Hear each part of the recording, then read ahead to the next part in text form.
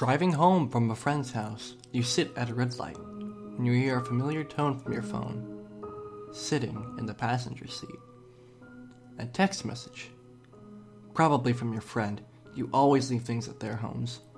Being a responsible driver, and the light's still red, you open the message and wait for a moment for the image to load. Suddenly, a photo pops into view. Red. Obscured. Strange contrast, and no text accompanying it. But the light is green, so you close your phone and go back to driving, wondering vaguely what that was, and who would have sent you to it. Perhaps someone accidentally took a photo of the inside of their bag or pocket and sent it to you. You're still caught wondering as you pull up to the next light, also red, and another little tone from your phone. You flip it open, hoping for an apology from a friend, but find yourself waiting as another photo loads on the screen.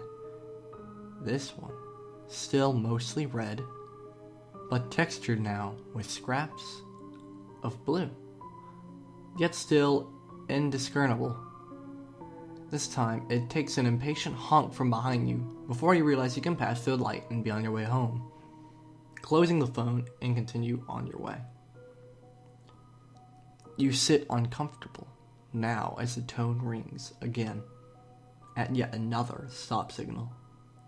You pause, hesitate, and then open the phone. The picture is now suddenly much more clear. That scrap of blue seems to be ragged, edge a bit of denim, half blood soaked, and lying across a pile of entrails, torn straight through the back of a human torso. You can only see from the bottom of the shoulder blade to the tops of the thighs, but it's unmistakably human.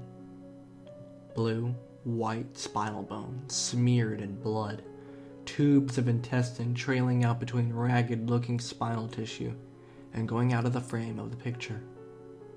You choke back a throat full of bile and throw the phone back into the passenger seat, happy to be on your way again, and dreading the knowledge that you won't be able to look at as you hear that tone again.